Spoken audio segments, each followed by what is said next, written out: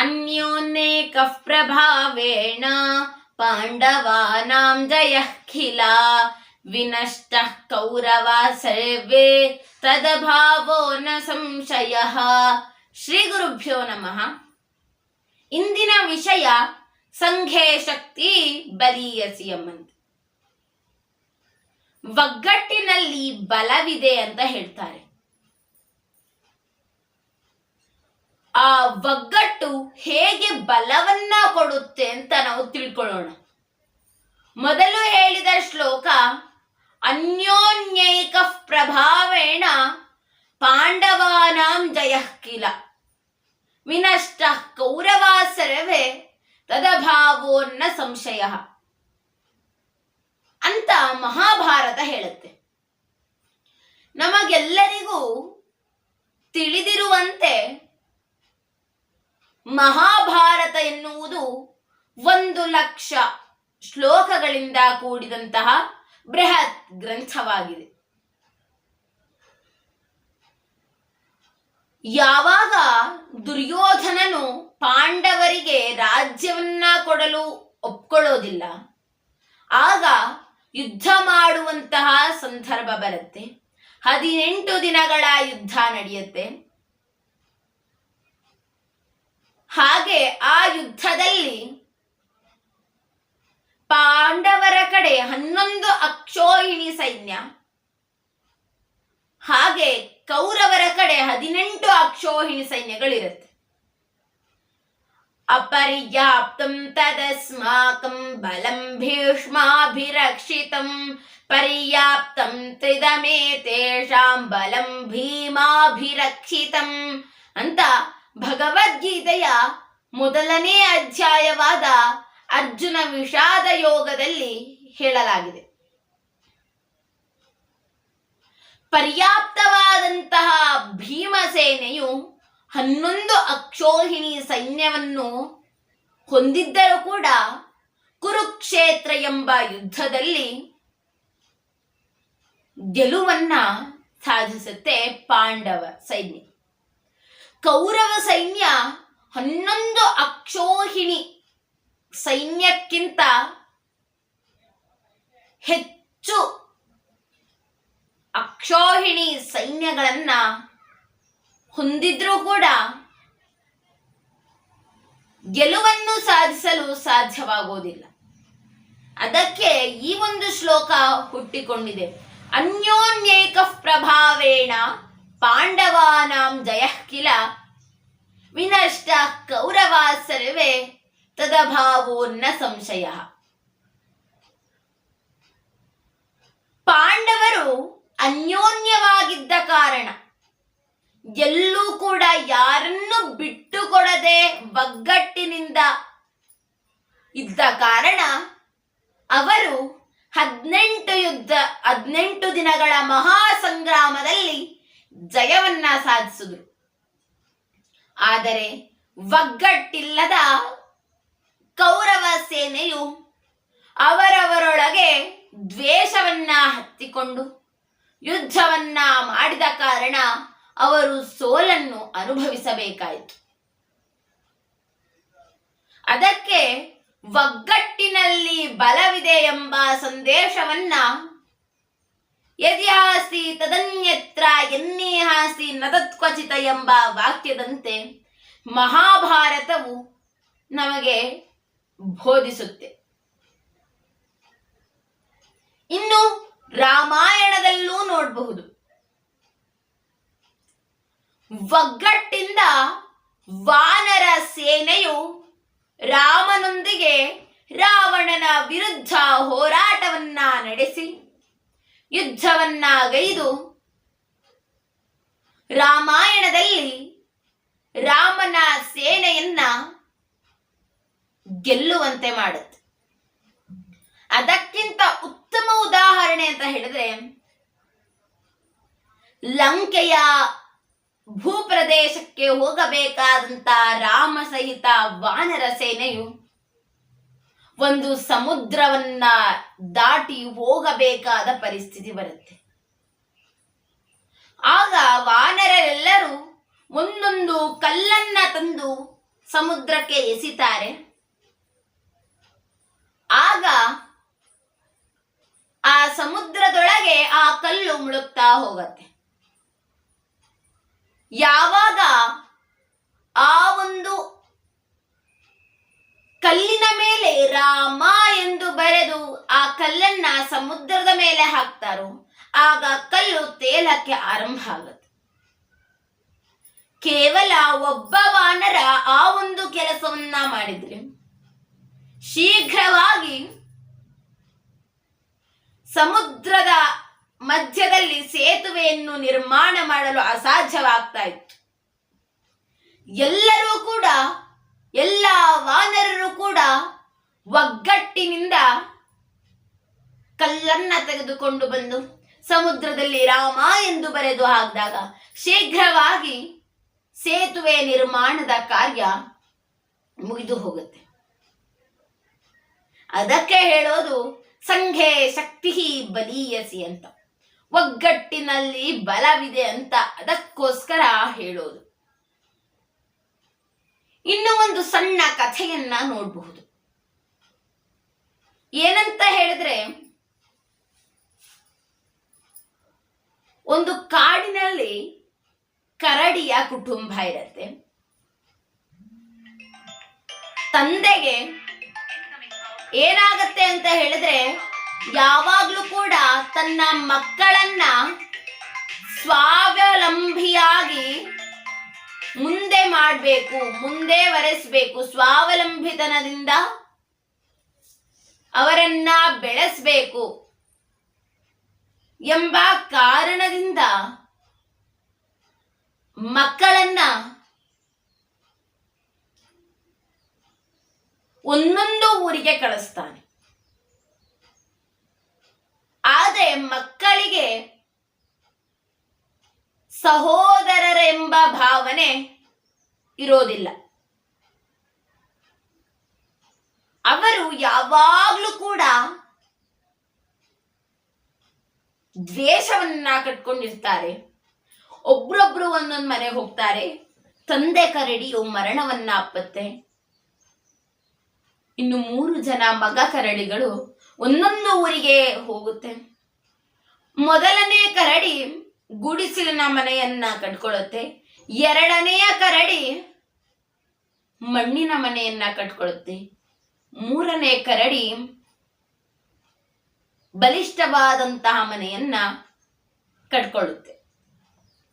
ದಿನ ಕಳೆದಂತೆ ಮೊದಲ ಕರಡಿಯ ಮನೆಗೆ ಒಂದು ತೋಳ ಬರುತ್ತೆ.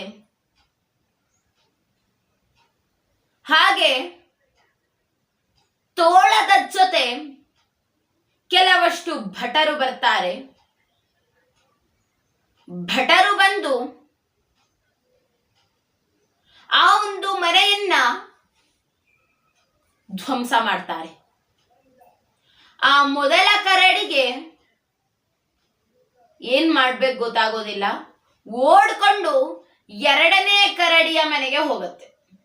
ಅಲ್ಲಿ ಆರಾಮಾಗಿ ಒಂದಷ್ಟು ದಿನಗಳ ಕಾಲ ವಾಸ ಮಾಡ್ತಾ ಇರ್ತಾರೆ 2 ಕರಡಿಗಳು ಕೂಡ. ಆ ಮನೆಗೂ ಕೂಡ ಭಟರು ಬಂದು ಆ ಮನೆಯನ್ನು ಕೂಡ ಧ್ವಂಸ ಮಾಡ್ತಾರೆ. ಆಗ ಏನೂ ತೋಚದಂತ 2 ಕರಡಿಗಳು ಕೂಡ 3ನೇ ಕರಡಿಯ ಮನೆಗೆ ಹೋಗು. ಸ್ವಲ್ಪ ದಿನಗಳ ನಂತರ ಅಲ್ಲಿಗೂ ಭಟರು ಬರ್ತಾರೆ. ಆಗ 3ನೇ ಕರಡಿ ಹೇಳುತ್ತೆ, ನೋಡಿ ಸ್ನೇಹಿತರೆ, ನೋಡಿ ಸಹೋದರರೇ, 3 ಜನ ಕೂಡ ಗಟ್ಟಿಯಾಗಿ ಈ ಬಾಗಿಲನ್ನ ಒತ್ತೆ ಹಿಡಿಯೋಣ.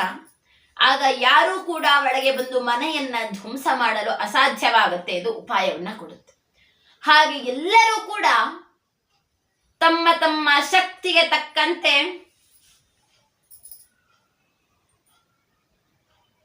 ಶಕ್ತಿಯನ್ನ ಉಪಯೋಗಿಸಿ ಆ ಮನೆಯನ್ನ ರಕ್ಷಿಸಿಕೊಳ್ತಾರೆ. ಆಗ ಎಲ್ಲರಿಗೂ ಗೊತ್ತಾಗತ್ತೆ ಒಗ್ಗಟ್ಟಿನಲ್ಲಿ ಬಲವಿದೆ ಅಂತ. ಒಬ್ಬೊಬ್ಬರೇ ಇದ್ದಂತಹ ಮನೆಯನ್ನ ರಕ್ಷಿಸಿಕೊಳ್ಳಲಾಗದ ಆ ಕರಡಿಗಳೇ 3ನೇ ಮನೆಯನ್ನ ತನ್ನನ್ನ ರಕ್ಷಿಸಿಕೊಳ್ಳುತ್ತೆ ಅಂತ ಹೇಳಿದ್ರೆ ಅದರ ಅರ್ಥ ಸಂಘೆ ಶಕ್ತಿ ಬಲೀಯಸಿ ಎಂಬುದೇ ಆಗತ್ತೆ. ಈ ರೀತಿಯಾಗಿ ಒಗ್ಗಟ್ಟಿನಲ್ಲಿ ಇರಬೇಕು. ಪಾಂಡವರು ಹೇಳ್ತಾರೆ, ಯಾವಾಗ ನಮ್ಮ ಮತ್ತು ಕೌರವರ ನಡುವೆ ಯುದ್ಧವಾಗುತ್ತೋ ಆಗ ಕೇವಲ ನಾವು 5 ಜನ. ಯಾವಾಗ ನಮ್ಮ ಕುಟುಂಬ ನಮ್ಮ ವರ್ಗದವರ ಮೇಲೆಯೇ ದಾಳಿಯಾಗುತ್ತೋ, ನಮ್ಮ ರಾಜ್ಯದ ಮೇಲೆಯೇ ದಾಳಿಯಾಗುತ್ತೋ ಆಗ ನಮ್ಮ ಸೈನ್ಯ 105 ಜನ ಅಂತ. ಯಾಕಂತ ಹೇಳಿದ್ರೆ ಅಲ್ಲಿ ಕೌರವರು ಕೂಡ ಸೇರ್ಕೋತಾರೆ. ಆ 105 ಜನ ಮಂದಿ ಕೂಡಿಕೊಂಡು ಮಾಡಿದಂತ ಯುದ್ಧವು ಜಯಶಾಲಿಯಾಗತ್ತೆ. ಅದಕ್ಕೆ ಒಗ್ಗಟ್ಟಿನಲ್ಲಿ ಬಲವಿದೆ ಅಂತ ಹೇಳ್ತಾರೆ. ಇನ್ನು ಕೆಲಸಗಳು ಕೂಡ ಶೀಘ್ರವಾಗಿ ಆಗೋದು ಯಾಕೆ ಅಂತ ಹೇಳಿದ್ರೆ ಒಗ್ಗಟ್ಟಿದ್ದಾಗಲೇ.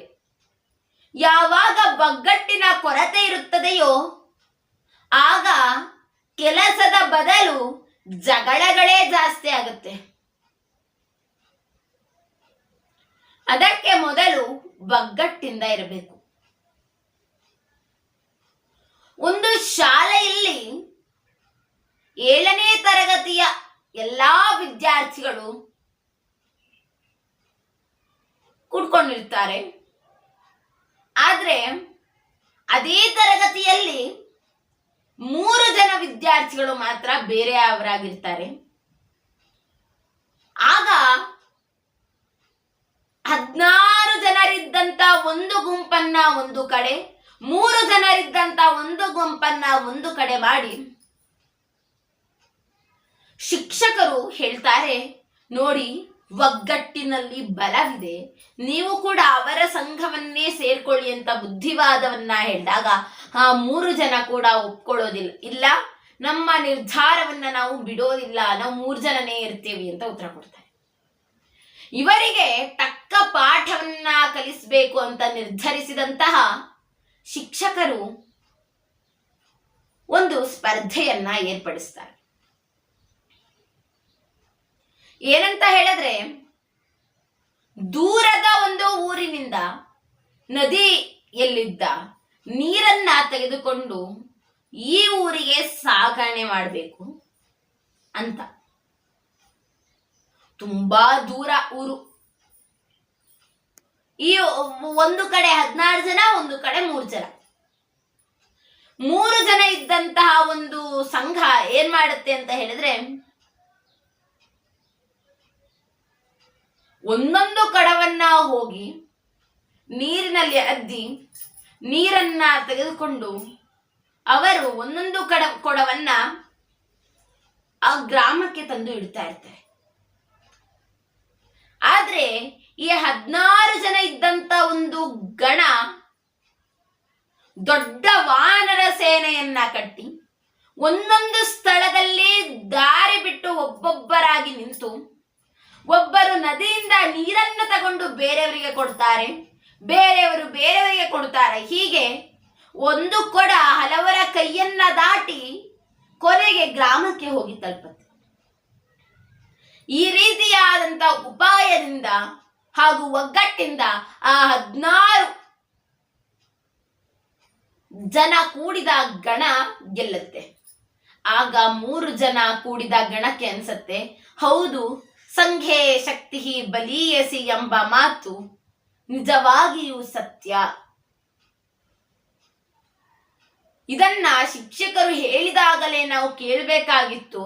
ಆದ್ರೆ ನಮ್ಮ ಹಠವನ್ನ ನಾವು ಸಾಧಿಸಿದ ಕಾರಣ ನಮಗೆ ಸೋಲು ಉಂಟಾಯಿತು ಅಂತ ಹೇಳ್ಕೊಳ್ತಾ ಇನ್ಮುಂದೆ ಅವರು ಎಲ್ಲರ ಜೊತೆ ಇರೋಕೆ ಆರಂಭ ಮಾಡ್ತಾರೆ. ಅದಕ್ಕೆ ಸಂಘೇ ಶಕ್ತಿ ಬಲೀಯಸಿ ಎಂಬ ಮಾತು ನಿಜ ಎಂದು ನಮಗೆ ಪ್ರತಿ ಬಾರಿಯೂ ಸ್ಪಷ್ಟವಾಗ್ತಾ ಇದೆ. ಅದಕ್ಕೆ ನಾವು ಸಂಘೆ ಶಕ್ತಿ ಬಲೀಯಸಿ ಎಂಬ ಉಕ್ತಿಯಂತೆ ನಡೆದುಕೊಳ್ಬೇಕು. ಯಾವಾಗ ನಾವು ಸಂಘದಲ್ಲಿ ಇರೋದಿಲ್ವೋ, ಒಗ್ಗಟ್ಟಿನಲ್ಲಿ ಇರೋದಿಲ್ವೋ, ಆಗ ನಮಗೆ ಸೋಲು ಖಚಿತವಾಗಿರುತ್ತೆ. ಹೀಗಿರ್ಬೇಕಾದ್ರೆ ನಾವು ಯಾವಾಗ ಒಗ್ಗಟ್ಟಿನಿಂದ ಇರೋದಿಲ್ವೋ ಆಗ ನಮ್ಮ ಕಾರ್ಯ ಸಾಧನೆಗೆ ಅಡೆತಡೆಯಾಗತ್ತೆ. ಒಂದೊಂದು ಬಾರಿ ಒಬ್ಬರೇ ಹೋಗುವುದು ಉತ್ತಮವಾಗಿದ್ದರೂ ಕೂಡ ಅನೇಕ ಬಾರಿ ಒಗ್ಗಟ್ಟಿನಲ್ಲಿ ಬಲವಿದೆ, ಸಂಘೇ ಶಕ್ತಿ ಬಲೀಯಸಿ ಎಂಬ ವಾಕ್ಯವು ಉಪಯೋಗಕ್ಕೆ ಬರುತ್ತೆ. ಒಂದೊಂದು ಸ್ಪರ್ಧೆಗೆ, ಒಂದೊಂದು ಪರೀಕ್ಷೆಗೆ ಒಬ್ಬರೇ ಕುಳಿತು ಕಲಿಯುವಾಗ ತಲೆಗೆ ಹೋಗದಿದ್ದಾಗ ಯಾವಾಗ ಗುಂಪಿನಲ್ಲಿ ಅಧ್ಯಯನವನ್ನ ಮಾಡ್ತೇವೋ, ಗುಂಪಿನಲ್ಲಿ ಚರ್ಚೆಯನ್ನ ಮಾಡ್ತೇವೋ ಆಗ ಶೀಘ್ರವಾಗಿ ನಮಗೆ ಎಲ್ಲವೂ ಕೂಡ ನೆನಪಿನಲ್ಲಿ ಇಟ್ಟುಕೊಳ್ಳುವಂತ ಒಂದು ಸುಸಂದರ್ಭ ಒದಗಿ ಬರುತ್ತೆ. ನಾವೆಲ್ಲರೂ ಗಮನಿಸಿರ್ಬೋದು, ಒಬ್ಬೊಬ್ಬರೇ ಪ್ರವಾಸಿ ತಾಣಗಳಿಗೆ ಹೋಗಿ ಭೇಟಿ ಮಾಡುವುದು ಒಂದು ಬೇರೆಯದ್ದಾಗಿದ್ರೆ, ಗುಂಪಿನಲ್ಲಿ ಹೋದಾಗ ಅದರಲ್ಲಿ ಆಗುವಂತ ಅನುಭವಗಳೇ ಬೇರೆ. ಅದರ ನೆನಪು ಹಲವಷ್ಟು ದಿನಗಳ ಕಾಲ ಇರುತ್ತೆ. ನಾವು ಆ ರೀತಿಯಾಗಿ ಹೋಗಿದ್ವಿ, ಅಲ್ಲಿ ಈ ರೀತಿಯಾದಂತಹ ಖುಷಿಯ ಘಟನೆಗಳನ್ನ ನಾವು ಕಳೆದಿದ್ದೇವೆ. ಹೀಗೆ ನೆನಪಿನಲ್ಲಿ ಅನೇಕ ಸಂಗತಿಗಳು ಉಳಿಯುತ್ತೆ. ಇದಕ್ಕೆಲ್ಲ ಕಾರಣ ಒಗ್ಗಟ್ಟಿರಬೇಕು. ಯಾವಾಗ ಒಗ್ಗಟ್ಟಿರುತ್ತೋ ಎಲ್ಲವೂ ಸಾಧ್ಯ ಅಂತ ನಾವು ತಿಳ್ಕೊಳ್ಬೇಕು. ಒಂದೂರಿನಲ್ಲಿ ಒಂದು ನದಿ ಇರತ್ತೆ. ಆ ನದಿಯ ಒಳಗೆ ಒಂದು ಮೊಸಳೆ ಯಾವಾಗಲೂ ಕೂಡ ವಾಸ ಮಾಡ್ತಾ ಇರುತ್ತೆ. ವಾಸ ಮಾಡಿದಾಗ ಒಂದು ದಿನ ಜಿಂಕೆ ಮರಿ ಆ ನದಿಯ ಒಳಗೆ ಬಿದ್ಬಿಡತ್ತೆ. ಆಗ ಮೊಸಳೆ ಜಿಂಕೆಯನ್ನ ತಿನ್ನದೆ ಜಿಂಕೆಗೆ ಆಶ್ರಯವನ್ನ ಕೊಟ್ಟು ಜಿಂಕೆಯನ್ನ ತನ್ನ ಬೆನ್ನಿನ ಮೇಲೆ ಕೂರಿಸ್ಕೊಂಡು ಹೋಗ್ತಾ ಇರ್ಬೇಕಾದ್ರೆ ಮಧ್ಯದಲ್ಲಿ ಒಂದು ಹಕ್ಕಿ ಹೇಳತ್ತೆ, ನನಗೆ ಕಾಲು ನೋವಾಗಿದೆ, ಹಾಗೆ ರೆಕ್ಕೆಗಳು ಸೋತು ಹೋಗಿದೆ, ನನ್ನನ್ನ ಕರೆದುಕೊಂಡು ಹೋಗು ಅಂತ. ಆಗ ಜಿಂಕೆಯ ಮೇಲೆ ಹಕ್ಕಿ ಕೂತ್ಕೊಳ್ಳುತ್ತೆ. ಆಗ ಚಿಟ್ಟೆಯೊಂದು ಬಂದು ಹಕ್ಕಿಯ ಮೇಲೆ ಕೂತ್ಕೊಳ್ಳುತ್ತೆ. ಹೀಗೆ ಒಗ್ಗಟ್ಟಿಂದ ಅವರು ದಡವನ್ನ ಮುಡುತ್ತಾರೆ. ಇಲ್ಲ, ಒಗ್ಗಟ್ಟಿಲ್ಲ ಅಂತ ಹೇಳಿದ್ರೆ, ಒಬ್ಬರಿಗೊಬ್ಬರು ಸಹಾಯ ಮಾಡುವಂತಹ ಗುಣ ಇಲ್ಲ ಅಂತ ಹೇಳಿದ್ರೆ,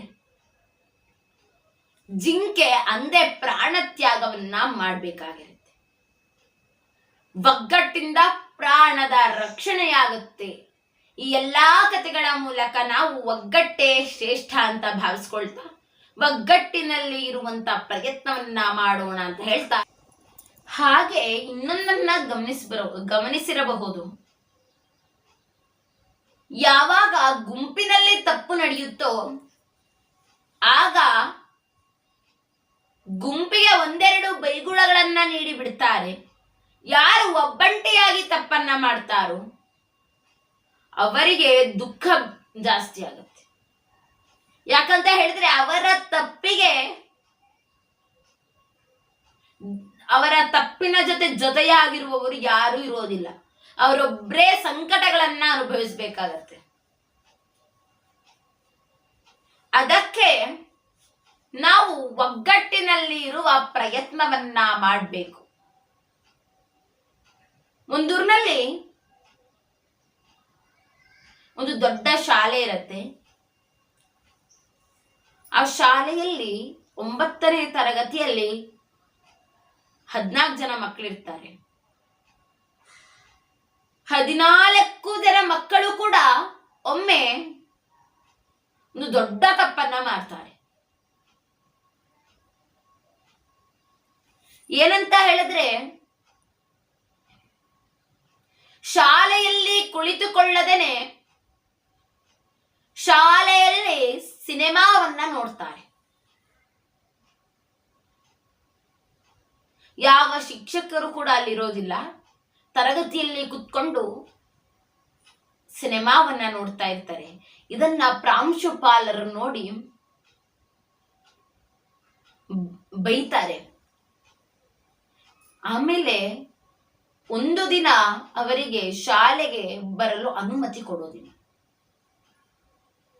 ಆನಂತರ ಅವರಿಗೆ ತಪ್ಪಿನ ಅರಿವಾಗತ್ತೆ. ಅವ್ರು ಯಾವತ್ತೂ ಕೂಡ ಇನ್ ಮುಂದೆ ಆ ತಪ್ಪನ್ನ ಮಾಡೋದಿಲ್ಲ. ಅದೇ ತಪ್ಪನ್ನ ಒಬ್ಳು ಮಾಡಿದ್ರೆ ಆ ಶಾಲೆಯಿಂದ ಸಸ್ಪೆಂಡ್ ಆಗ್ತಾ ಇತ್ತು.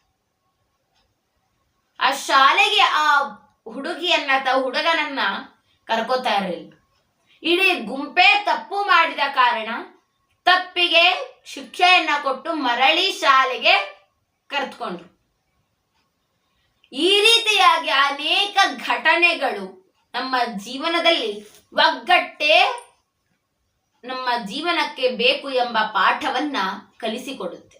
ಅದಕ್ಕೆ ಸಂಘೇ ಶಕ್ತಿ ಎಂದು ಬಾಳೋಣ, ಬದುಕೋಣ, ಬದುಕನ್ನು ಹಸನಾಗಿಸೋಣ.